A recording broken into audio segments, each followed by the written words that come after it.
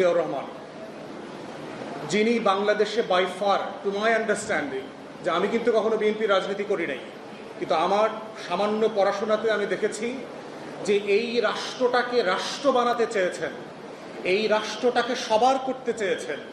সে পাহাড়ি হোক, তার পাহাড়ের রাষ্ট্র হবে, সে বাঙালির রাষ্ট্র হবে, এটা হিন্দুর রাষ্ট্র হবে, মুসলমানের রাষ্ট্র হবে, হরিজনের রাষ্ট্র হবে, উর্দুভাষীদের রাষ্ট্র হবে, যে যেখানে যে ভাষায় কথা বলেন তার রাষ্ট্র হবে।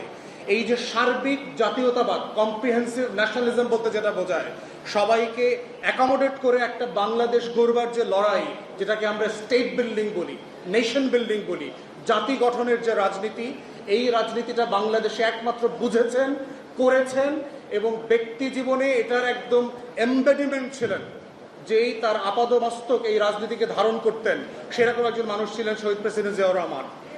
এই ব্যক্তির রাজনীতিটা নিয়ে তেমন কোনো চর্চা নাই, বোঝার চেষ্টা নাই, আমাদের পাঠ্যপুস্তকেও নাই, রাজনৈতিক দলগুলোর মধ্যেও নাই, একাডেমিয়াতে নাই, তত্ত্ব বিশ্ববিদ্যালয় সভা সেমিনার সিম্পোজিয়ামে নাই। আল্লাহ তাআলা কি কোরআন শরীফটা ওই গিলাফের চাদরে ঢাইকা ময়লার ভিতরে রাখতে বলছে, না ওইটা পইরা বুঝা আমল করতে বলছে?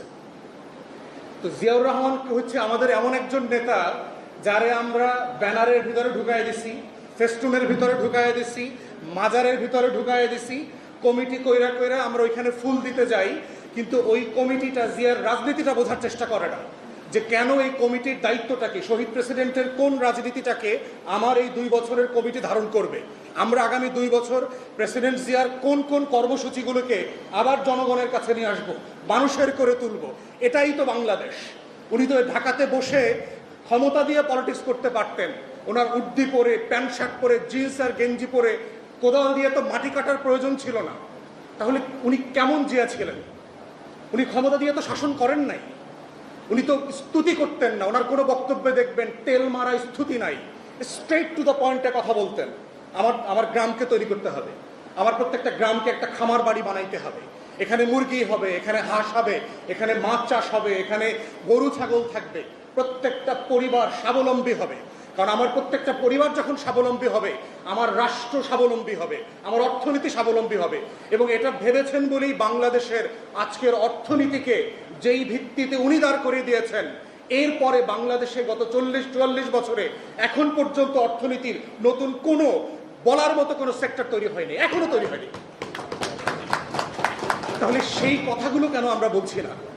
আমরা সারাদিন যদি জিয়াউর রহমানের খালি স্তুতি গাই, তাহলে এই জিয়াউর রহমানের রাজনীতিটা বলবে কে?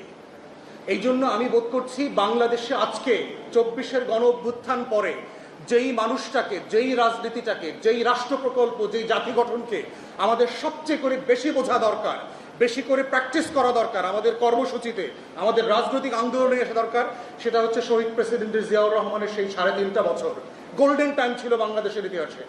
এবং দেখা কন্টিনেন্ট থেকে শুরু করে এশিয়া মহাদেশের রাষ্ট্রনায়কদেরকে দেখেন, সিঙ্গাপুরের লি কুয়ান ইউ, মালয়েশিয়ার মাহাথির মোহাম্মদ থেকে শুরু করে দক্ষিণ কোরিয়া, তাইওয়ান, হংকং, প্রত্যেক লিডারশিপের জীবনী পড়ে দেখে মনে হয়েছে জিয়াউর রহমান ওয়াজ much ahead of the time. তিনি সবার থেকে আগিয়েছিলেন।